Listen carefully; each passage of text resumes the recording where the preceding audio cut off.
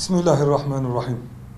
Kur'an Nesli platformu tarafından her yıl yapılan ve bu yılda 9.'su düzenlenecek olan Kur'an Meali Sınavı yarışmacıları 4 ayrı kategoride yarışmaya gireceklerdir.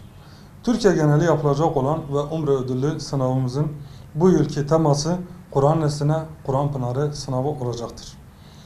15 Eylül Pazar günü yapılacak olan sınavın başvuru tarihleri 1 Mayıs ile 20 Ağustos 2019 tarihleri arasında olacaktır.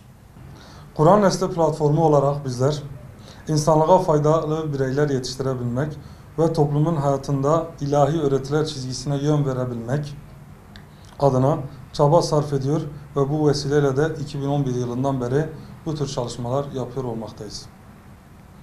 Toplumumuzun her kesiminin kutsal kitabımız Kur'an-ı Kerim'in mesajlarını ulaştırabilmek, ilahi mesajın öğrenilmesi ve öğrenilenlerin de birey ve toplum üzerinde maddi ve manevi olarak huzurun tesisin edilmesi üzerine katkı sunmasını sağlamak amacıyla Kur'an Nesli platformu olarak Kur'an Nesline Kur'an Pınarı sınavı düzenliyor olmaktayız.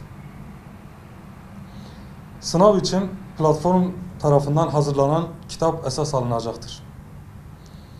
4 kategori üzerinden gerçekleştirecek olan yarışmamızda 2 kitap ve 4 farklı kategori olmak üzere yarışmacılar yarışacaktır.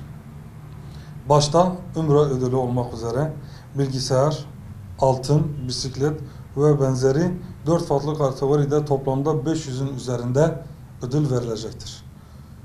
Sınav ve yarışma ile alakalı tüm gerekli bilgileri yarışmacı veya katılımcılar kur'annesli.platformu.com üzerinden ulaşabileceklerdir.